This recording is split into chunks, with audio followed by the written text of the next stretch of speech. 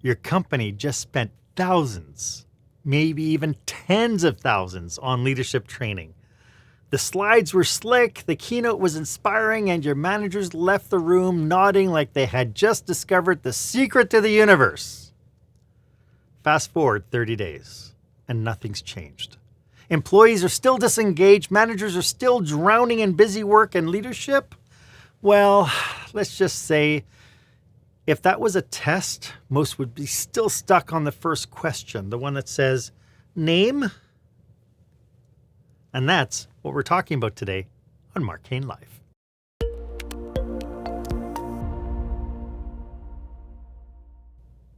Welcome to this episode. This is where small business owners and entrepreneurs develop new skills to help them create the jaw-dropping, show-stopping experience that their customers and their employees deserve. I am your host, customer and employee experience strategist, Marc Haine, and I'm so happy that you're here with us today because my guest is organizational development consultant and leadership strategist, Kathy Andrews. And today we're going to be pulling back the curtains on why traditional leadership training is failing you and how it's quietly costing businesses big money, and most importantly, what you can do to build leadership capability that actually sticks.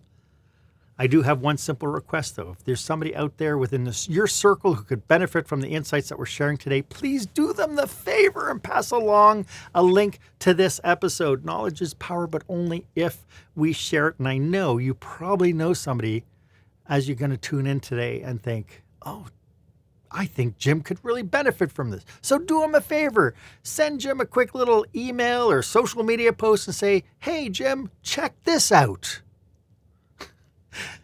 I know that there's this little thing, and it might sting a little bit. In fact, I have to say, what I have to tell you really hurts my heart to say this, because as a professional speaker, I make my living doing speaking workshops and leadership training and so on. But most leadership training programs don't deliver real change. If you think about it, how many times have you sent your managers to a workshop only to see them return with fancy workbooks that gather dust on their shelves? How often have you invested in leadership development expecting it to build stronger leaders only to find out that, well, nothing has changed? It's not just frustrating, but it's really, really expensive. Low engagement, high turnover, constant firefighting, these aren't just annoyances, they are draining your bottom line. But here's the thing. Leadership development can work when it's done right.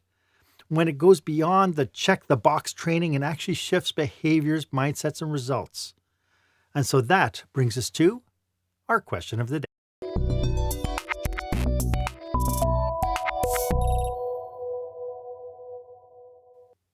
Okay, so I'm going to make this two questions.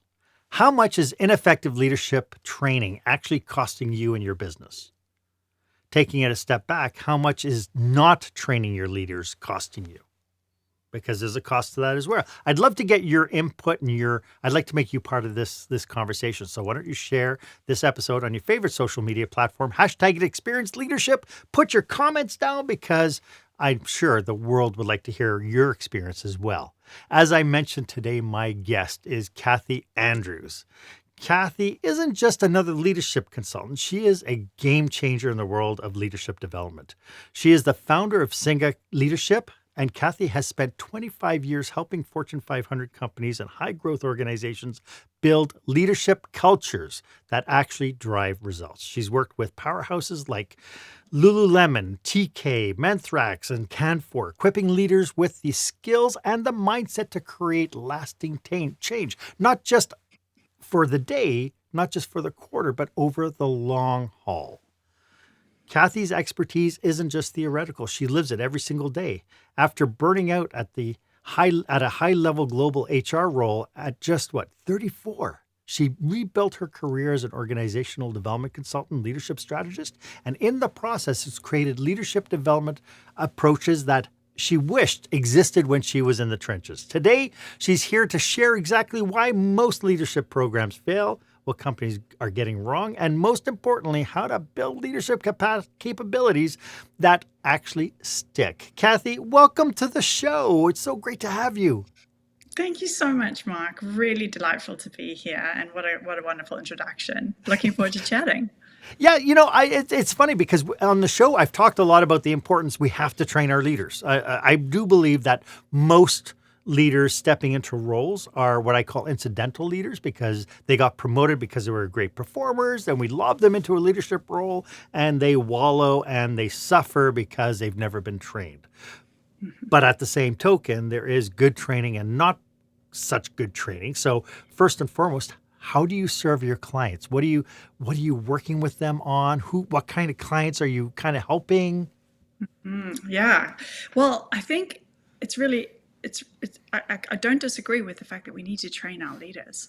And I think understanding how people learn is really important because we think about training often as events. When you look at retention rates for adults and learning new information, if we lecture at people and we tell them something, they are only going to remember about 5% of it.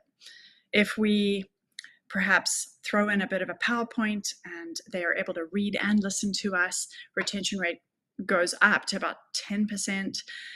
If they have a chance to practice something, we're going up to sort of 30 and 40%. But if we really want people to learn, the best way to learn is to have people teach it back to you. Mm. And so that's where you're getting into sort of that 90% retention rates. And so telling is not training. And I think a lot of companies think that if they share information that people are able to retain it, they're just not. So when you think about leadership development, it's much more of a journey. It's not an event. I love that theory because I do talk when I kind of pimp myself out to the world and I'll get hired at an organization to do some training with the staff. And my one question is, you're hiring me to do 1 hour or 90 minutes, but that's Mm-hmm. 90 minutes out of their day. That's 90 minutes out of their week, 90 minutes out of their month, 90 minutes out of their life. How do they expect it to change all the programming they had before and all the programming that's going to come afterwards? So Mm-hmm. the sense I'm getting is that we have to make this a bigger process, not just a one-off. Hey, we have some budget to train them. Let's bring in a speaker. Okay, we're Yeah. done. Yeah, absolutely. It's definitely more of a journey, but that shouldn't scare smaller companies or entrepreneurs that are on a shoestring budget. Because if you design it right, it really doesn't have to be a huge cost. It's just about making sure that you understand that learning pathway and you structure it in a way that people can actually absorb the information. They have a chance to apply it, and then they come back together to do what we call sort of double loop learning. That reflection on applying something new, and then coming back reflecting on it, which really is actually the foundation of leadership. It's that Yeah. reflective practice. And I'm going to learn something new. I'm continuously learning, I'm continuously reflecting on it. And if they've experienced that in a program with their company, then they are able to make that a habit and a part of their day to day much more easily. And I do know that when I talk to entrepreneurs and business operators, there's all sorts of myths and misconceptions around leadership training. One of the big myths that people are always kind of throwing back at me is, oh, if I train my leaders, they might leave. So the people are afraid of losing the investment in people. But are there any other misconceptions that you've seen in your experience why people don't design programs that really work? I love that angle because I think I would flip it around and if that was presented to me, and I would say, um, who might leave in terms of the next level down if they're reporting to a leader who's not effectively engaging them. They say only about 21% of employees feel inspired by their leader. So about 80% of leaders are actually not equipping and supporting and empowering their teams. And what's the cost of that? And yes, absolutely. If you sort of train a workforce up, might they be more attractive to other employers? Absolutely. But it's all the more reason to double down on giving them employee experiences that are exciting, engaging, build trust, build friendships, build cohorts of high performing peers that can challenge one another. Those are all reasons to stay in a role. And then if you see your leader endorsing something like that, you're much more supportive of their decision making and feel much more connected to the purpose and vision of the company. Hmm. So, in your experience, what are the biggest mistakes companies are doing when they're designing leadership programs or pinpointing areas that they know they have to do better in, and then they do kind of the band aid solution? I see a lot of organizations investing heavily in skill building, and those are sort of the 1 day or the half-day workshops, or as you said, Mark, that 90-minute quick hit. And there's nothing wrong with that. In fact, I think it is a big piece of the puzzle, an important piece of the puzzle. But I think when it comes to building a common language of leadership in the business, a leadership culture, a group of leaders that you know are going to need to be ready to take on those next level roles, it's worth investing in something just a little bit longer and more robust for those human beings, so that they understand what good looks like for you and your company, that you've taken the time to think that through and be clear about it, and that they are actually sort of equipped with those skills in a meaningful way, as opposed to running through a bunch of workshops that, as I said, aren't really an effective way to learn new information. There's half of it's forgotten. And so one of the mistakes is that ever heavy index into skill building, and then the lack of consideration for those longer events that actually can produce much better outcomes for organizations overall, even though there are a little bit more planning up front. I get a sense that sometimes businesses are looking at things like leadership training or staff training as kind of like the way some parents look at schooling. It's like, oh, I send my kids to school. That's your job to teach them. And so they, the business is saying, oh, I've hired a facilitator, so it's your job to make them better leaders. What are the expectations, or what are the responsibilities and the accountabilities on not only on the facilitator, but on the business once that training is done? Yeah, I love that question. It touches on some of the foundations that we do differently, where, you have incredible providers out there. I mean, leadership is a very flooded space. Organizations that have written incredible literature, universities that offer leadership training, institutions like, Ivy League universities offer executive development. And so a lot of businesses, they send their best and their brightest off to these events. And it's a fabulous experience. It's no question a high point perhaps in their year, perhaps in many years. And then they come back and they try to apply what they've learned. But it's very disconnected from the reality that they're living day to day. And so what you're seeing there is sort of a sort of diffusion of responsibility, or a abdication of responsibility, and sort of train my people. When they come back, they're that not much more equipped. And but when they get back, because their day to day is so different, it might have a bit of momentum for them in the beginning, but it's very hard to sort of galvanize and influence people that haven't been through that experience with them to change in the ways that they've been called to change, or called to level up. So you're also getting a whole bunch of new models and tools, and oh my gosh, this is something else that, Mark's been off to this course overseas, and he's really keen about it, but we can't wait until this flavor of the month is done, because then we can get back to work. Then we can go back to normal. Yeah, we can go back to normal. And it's confusing, because what if different leaders are going to different things and they're all bringing back these sort of comparable ideas? It ends up a bit of a schmozzle. So your question was who's accountable? And I see a lot of senior leaders kind of wanting and holding their leaders accountable to a behavior standard, or a standard of leadership they haven't actually set. So the first step is, what's the standard? What does good look like for us? And that has to be unique.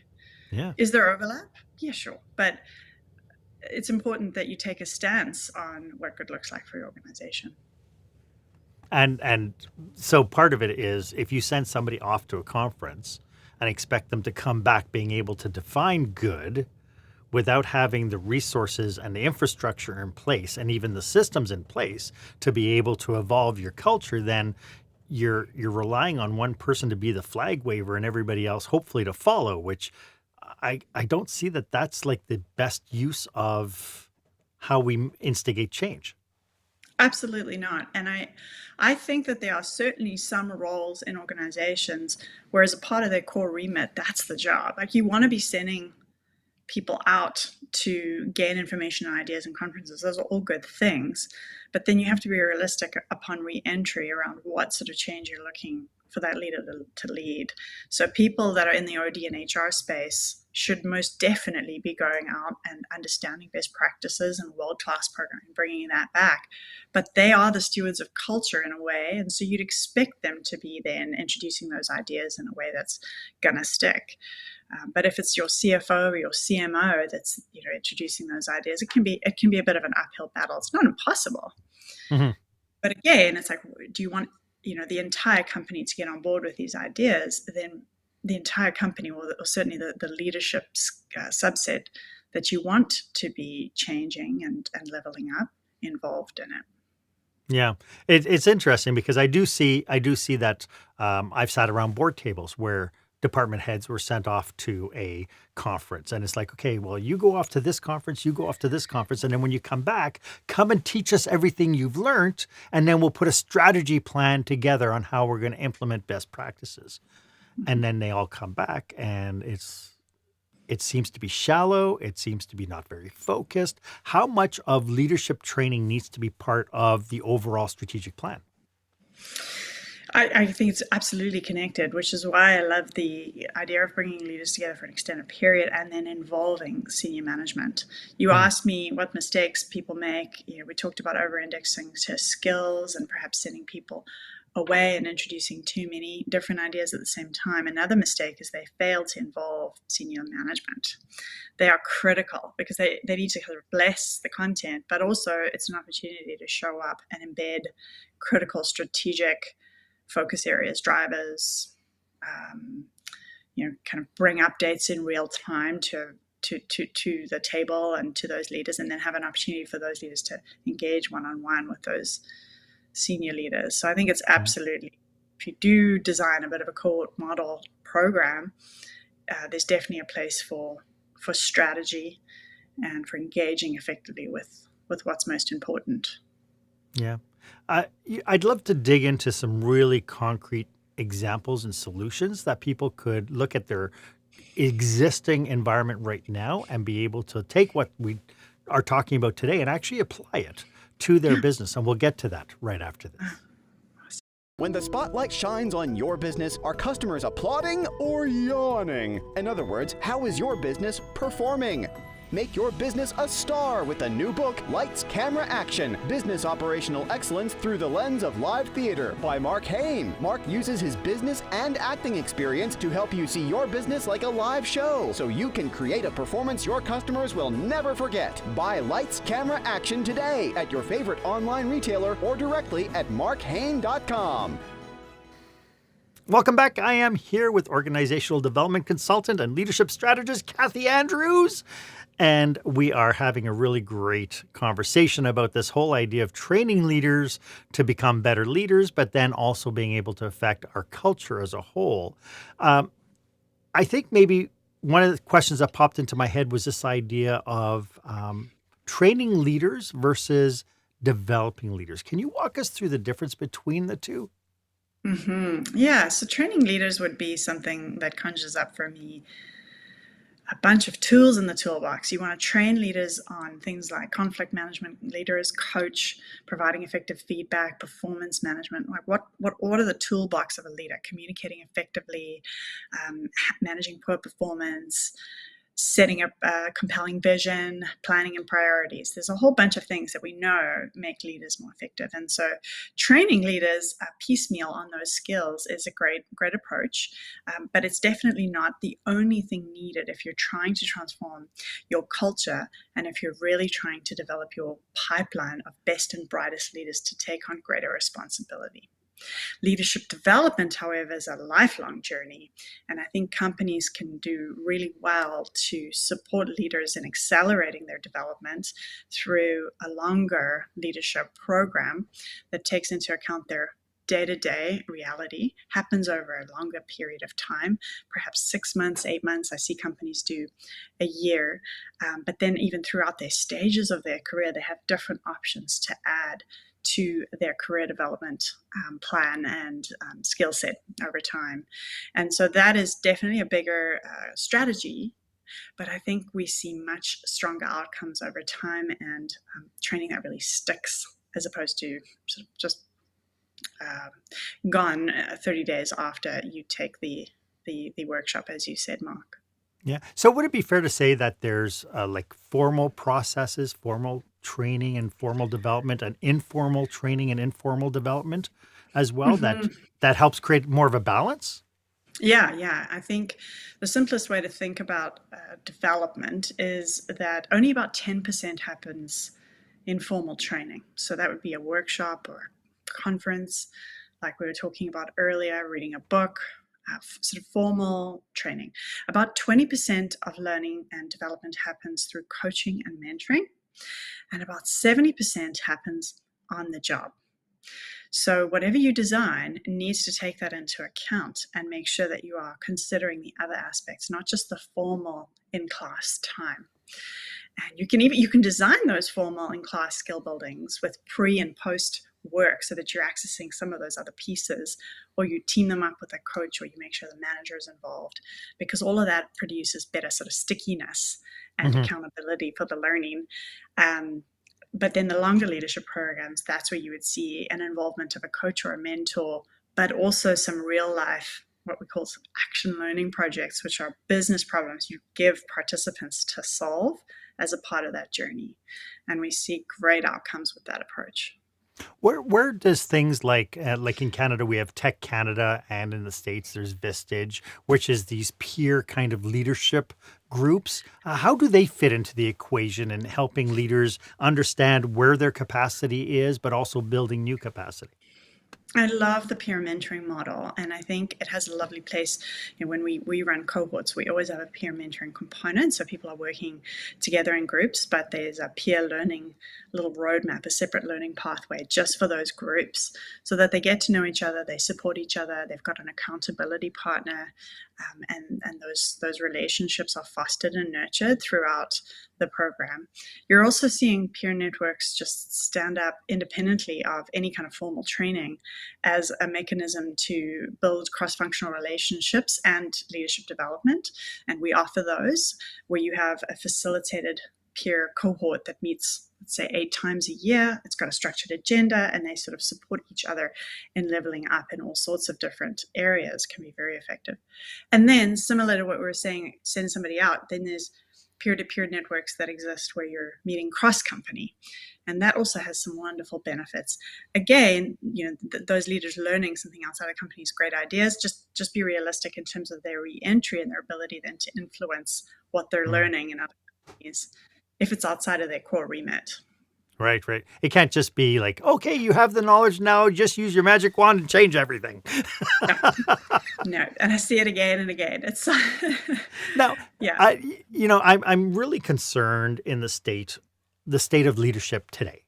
When you look at the Gallup poll and you look at employee engagement rates being so low, and the percentages of toxic employees and toxic workplaces have just seemed to skyrocket. It just seems to me, and I don't know if it's just doom scrolling, but it just seems to me just through straw polling that we're not in a very good place for kind of this post-industrial mindset of leadership now that we're kind of in this knowledge slash relationship kind of economy.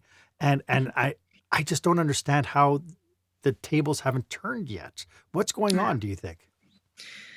I mean, it's really interesting. I think part of the reason that we don't see the shift is that we lose our way a little bit in the day-to-day busyness. We're so overloaded and distracted as a society. We neglect some of the sort of aspects of leadership that really do deserve more attention in our organizations. And I sort of say at Cinga, you don't get the culture you wish for, you get the culture you deserve. And if you're not attending to it on a regular basis, it's probably one you don't like. So instead of Yeah. supporting your strategies, it's going to be undermining you. And so we work with leaders that really kind of have understood that and then want to build culture on purpose. They want to be intentional about it and they want to attend to it. If you read leadership literature, I know you've read a ton, Mark. I mean, in a lot of ways, they're just saying the same thing in different ways over and Yeah. over again. Right? Yep.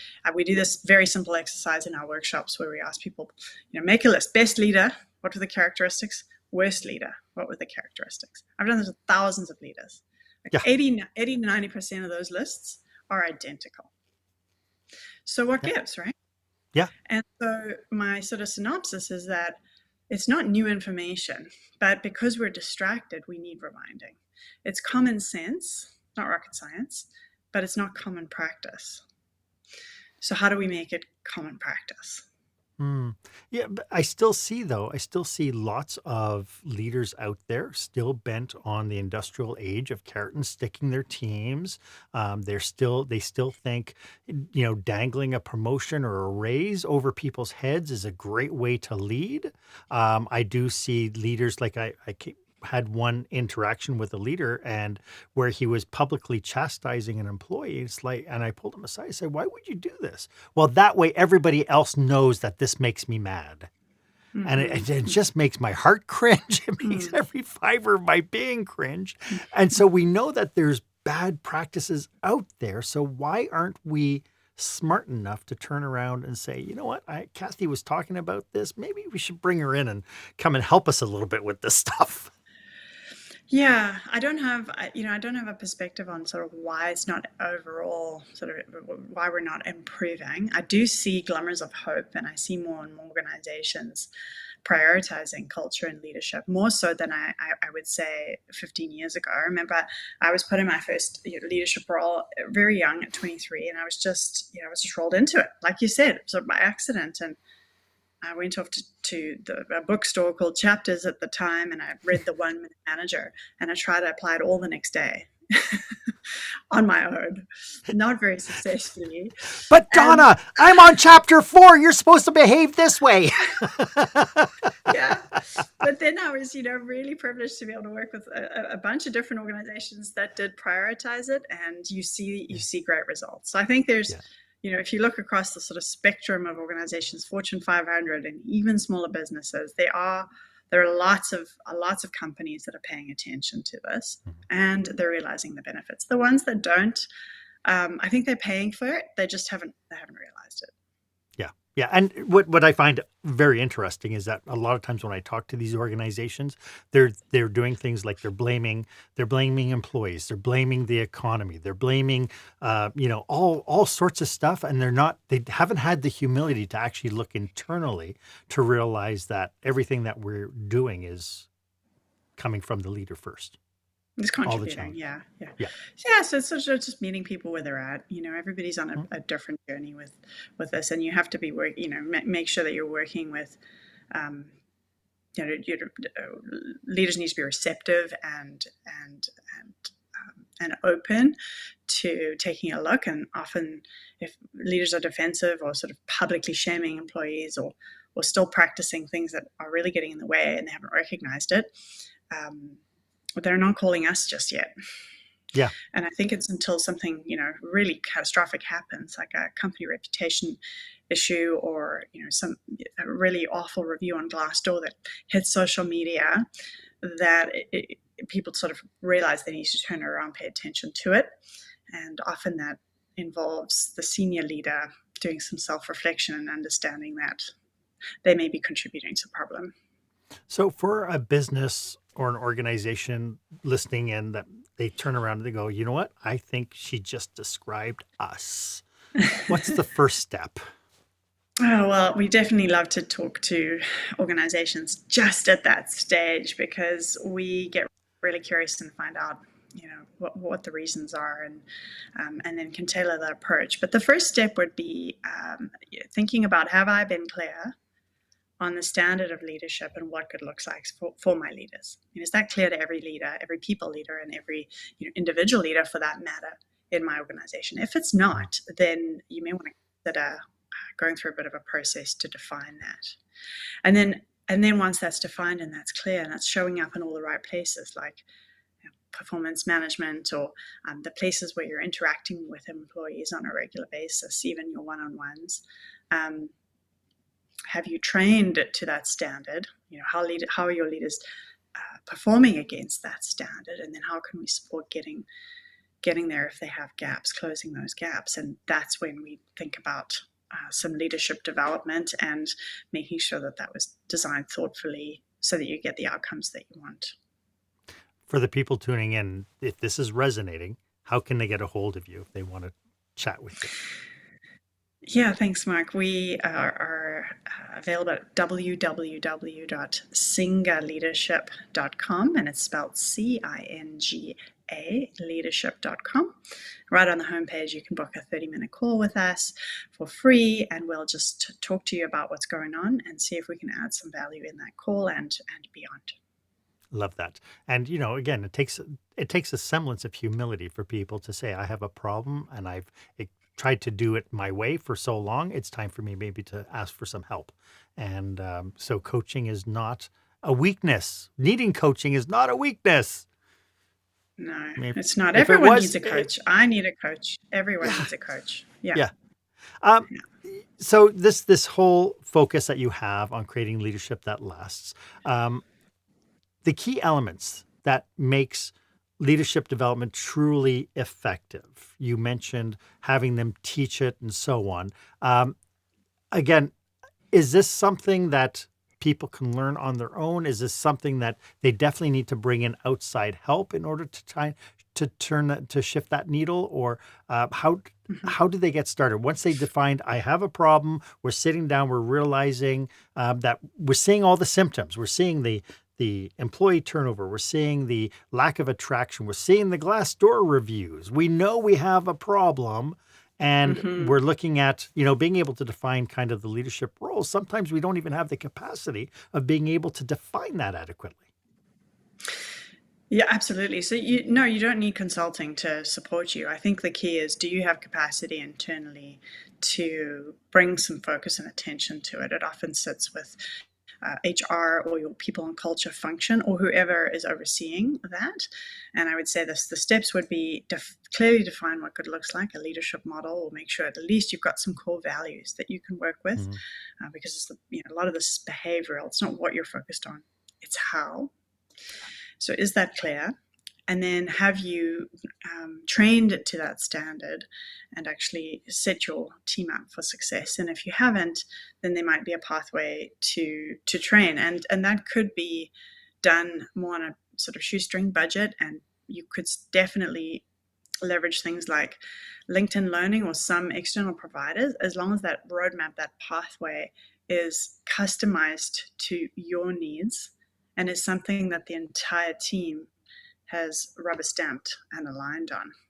And so then you can create that learning pathway and those journeys and then track against it.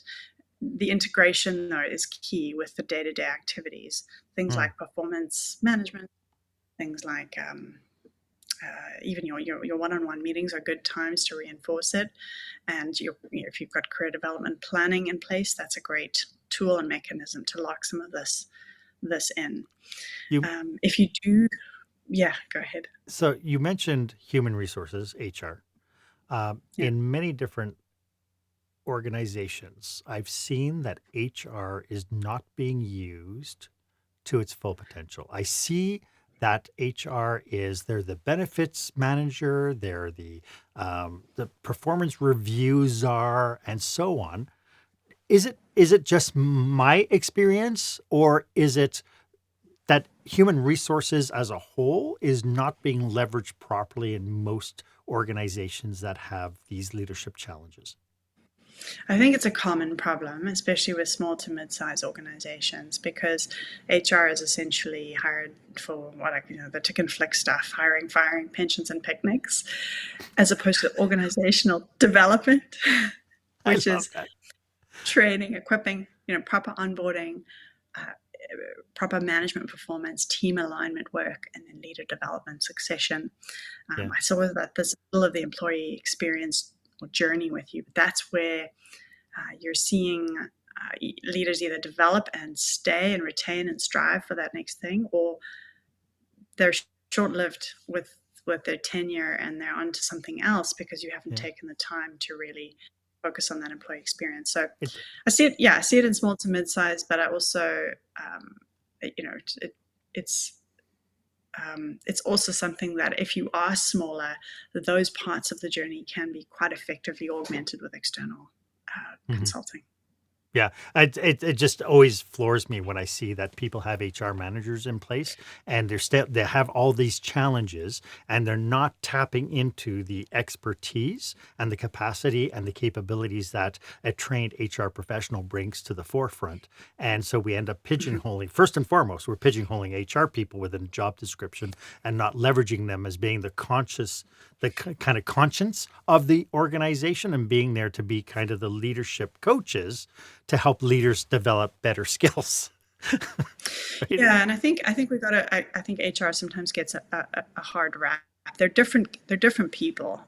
Sure. HR folks that have more of that generalist skill set manager, um, they're in a tough role because they're often dealing with a lot of problems that come through their door. No easy conversation comes through their door, and then to turn around and sort of be the steward of the workshop or even step into that coaching role can be tricky. And sometimes it's even speaking truth to power. It's your leader.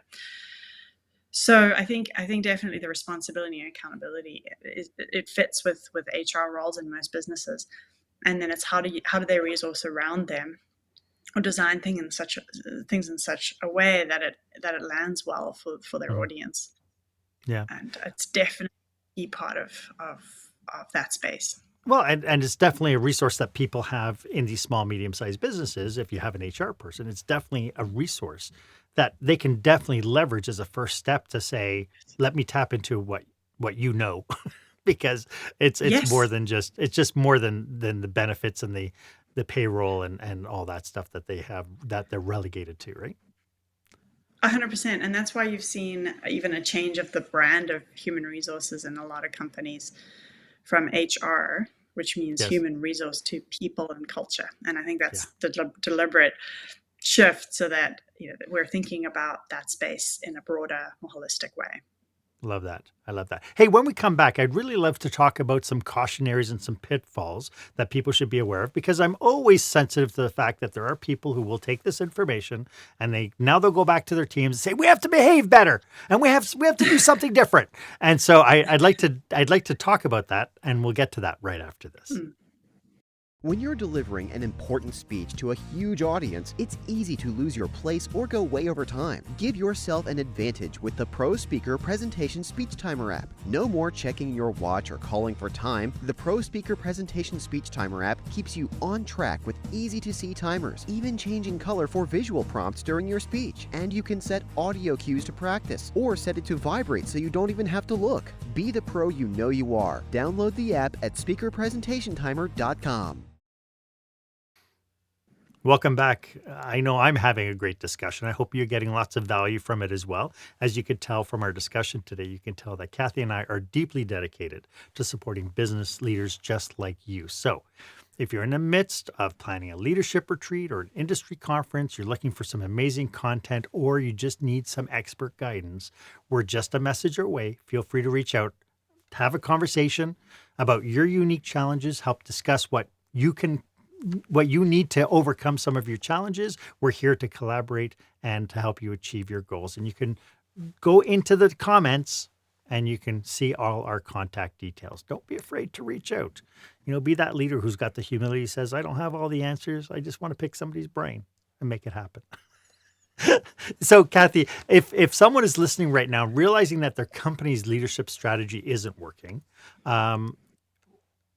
they need to define what it is that's not working. What's the first step that they should take today? They'll get off this, wait a few more minutes until the episode's over, but then they'll go to the leadership team and say, you know what, I was watching this podcast and it looks like we have some big teams. What's the first step they should take? I would love to chat with them. That would be one first step. But if they are sort of running independently with it, then I would just be asking some simple questions of themselves. Where is your company going to be in 5 years, and have you appropriately carved a pathway for your leaders to develop into the people that they need to be leading in that organization? And if not, the first step would be, let's get clear on what we need and define it, and then let's make sure that we've got ways for those leaders to develop the skills in ways that stick. And we'd love to support with that. We'll talk to HR teams that can really kind of coordinate all of that activity. And it's really important, I think, as well as you have those discussions to park the ego at the door. Because I do know that I've seen some conversations happen around boardrooms and egos tend to step in and people are managing like, in all fairness, people are working within the confines of their experiences as well. Right. And so we don't know Yeah. what we don't know. And so this is the basis of this whole podcast is to expose Yeah. people to information they might not be aware of. But now that you're aware that maybe there is more to it, maybe having that humility turn around and say, let me park my ego for a second. Let me be that leader who knows I don't have all the answers and let me reach out for help. Most definitely. I mean, the best leaders we work with are the ones that are continuously learning. Having it all figured out is a big red flag. It is for Yeah. all of us, because how could you possibly have it all figured out? Right. I mean, that's it. Seasoned leaders and often directors at the board level have led large organizations. They're incredibly successful human beings, phenomenally competent. Do they need the basics in leadership? Probably not. But do they need to be attending to the sort of guidance of management teams that are thinking about developing their next level and doing it in a way that actually is meaningful and not wasteful? That's why I'd invite them into the conversation. And so when we work with executive teams, we do tailor the approach because it's not foundations of leadership that will apply at every level. You've got to make sure that you're designing sort of fit for purpose, level appropriate, relevant content for different sort of stages of that career to give it credibility. So is it fair to say that when people work with you, that is the first thing that they do is they have to define what success looks like for them first, right? They do, yeah. I mean, as senior leaders, we sort of see leadership models, very common structure, sort of leading self, leading teams, and then leading the business. And that will map to the different levels of leadership.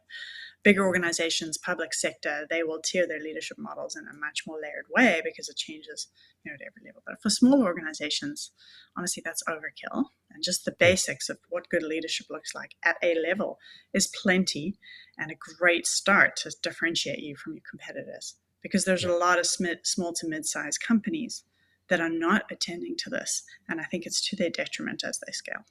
Yeah, because to their detriment is those are the competitors that are having the high turnover, the ones who have challenges with customer service because they don't have any consistency of delivery because they constantly bringing new people in, challenged, not leading them properly, not defining the outcomes and so on. So I definitely see that, especially in the mom and pop, like under 10 employees, under 15 employee companies, that this is a big issue. And this is the one that is like, oh, Jane, you're doing so well. Let me promote you to, the cashier supervisor. And that poor person's just trying to suffer through it, right? When people start getting an idea together that they want to boost their leadership capacities, what are some common pitfalls they should be aware of? One of the things is that you don't want to make the leadership models too complex. Keep it simple and fit for purpose. Make sure that you are involving your senior leaders. If everyone at the senior table is not supportive, then you can get sort of pockets of the organization that's excited about it and others that really aren't and actively disengaged. So you got to make sure that everybody's sort of stacking hands. We're going to do this, and this is the right way, and involve your leadership team in the design of leadership development programming. Some of the other pitfalls we've touched on, but it's sort of totally delegating this to an external consultant without customizing it might have some less ideal returns on your investment because it will be forever known as the sort of consultant program and it won't be yours to live and breathe and be reinforced day to day. So I think it's making sure you take the time to really customize and white label the materials so that there's proof points in people's day-to-day lives and continuous reminders that this is important. Mm-hmm. I love that because all too often, again, I think Band-Aid thinking is we'll just bring somebody in, they'll open the box of tips and tricks, deliver it, and then walk away. And then we're frustrated that we've just paid thousands of dollars for something that's not long lasting. As we wrap up this conversation, Kathy, do you have any last thoughts about what we've been talking about today? Anything that we missed? I love that you mentioned the customer, Mark. And I think that really does clinch it for me, is that sustainable businesses need customers. They need happy customers. And to have happy customers, you need happy employees, productive, engaged employees. And to have those, you need good leaders. And so if you really want a sustainable business, it's really important that you take a beat and invest in the quality of your managers and your people leaders and their skill sets. Because if you don't, it might get away from you and you'll be experiencing all sorts of problems that we've talked about today. So it's, the customer is really at the center of this conversation. Yeah, I love that. Kathy, could you remind everybody one more time how they can get a hold of you? Thank you. www.cingaleadership.com. Cinga is spelled Cinga, leadership.com. And on our homepage, you can book a call with me or one of our associates, and we'd love to talk to you about your leadership journey and programming. Love it. Kathy, thank you so much for sharing your passion and your expertise. This has absolutely been a brilliant conversation. Thank you for making time. Oh, thanks for having me, Mark. It's been a pleasure. Why don't you let me know if this was of value to you? As always, my offer stands. If you'd like 30 minutes of my time to brainstorm your business with you and your team, feel free to book yourself on my online calendar. The link is down below in the show notes, as well as Kathy's connection info as well. And I know it'll be our honor to be of service to you. And while you're at it, why don't you go ahead and leave a comment or review about this episode? I'd love to get your feedback. Was this of value to you? Did you get any nuggets that you could apply to your business that would make a difference? And of course, if you haven't done so yet, why don't you go ahead and make sure that you subscribe to the podcast? That way you get the notification. Whenever I launch brand new episodes each and every week, you'll get it in your inbox. You'll know that we're going live with another brilliant expert like Kathy. Thank you so much for joining me today. I really appreciate that you made time in your busy schedule to be a lifelong learner, because that's what we're doing here. And I appreciate you being here. My name is Marc Haine. I hope you stay safe, stay healthy, and I hope you dare to be the exception.